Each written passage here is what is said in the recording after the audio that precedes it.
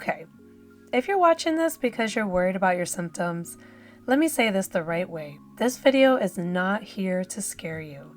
It's actually here to calm things down. When something feels off in your body, it's really easy for your brain to jump straight to the worst case scenario.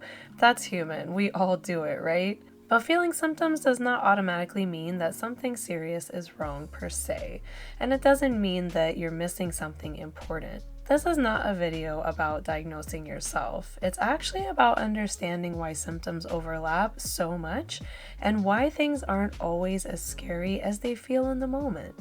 Anxiety is a real medical condition, yes, and for a lot of people, anxiety alone explains their symptoms completely. And at the same time, there are also medical conditions that can cause sensations that feel very similar to anxiety. Well, this is the part that matters. Both can be happening at the same exact time. That overlap is where people usually start spiraling. And here's something really important to hear early on. Most people who have anxiety type symptoms do not end up having a rare or dangerous medical condition. I'm not sharing this to give you something new to worry about, but I'm sharing this so that you understand how providers actually think when they're evaluating symptoms. And this really matters here, because once you understand how doctors approach this, the fear around symptoms usually starts to settle.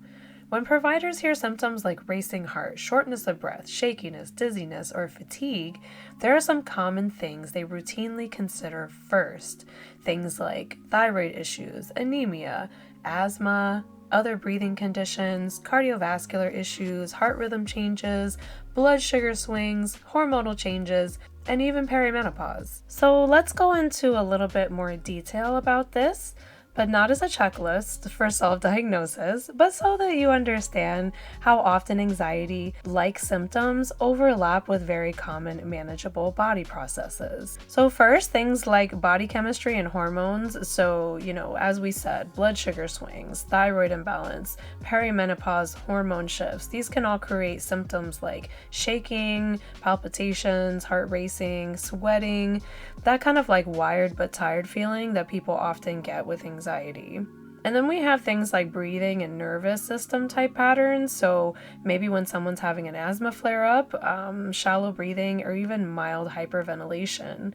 Sometimes without realizing it, this can cause chest tightness, dizziness, or what kind of feels like air hunger. That feels exactly like panic. And sometimes you'll feel heart sensations that could be benign, things like palpitations, PVCs, or a faster heart rate.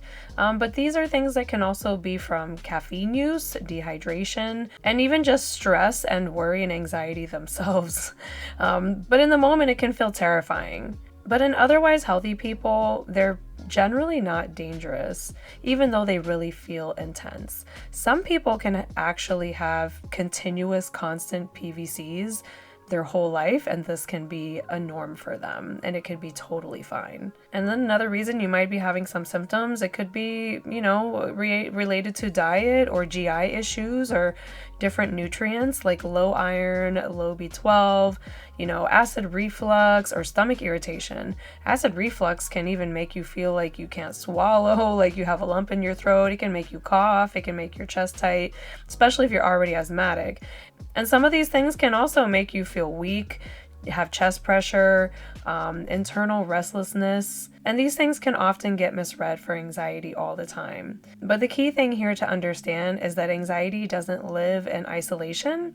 It overlaps with normal body systems, and that overlap is why symptoms can feel so convincing. And this is exactly why reassurance, context, and proper evaluation matters so much.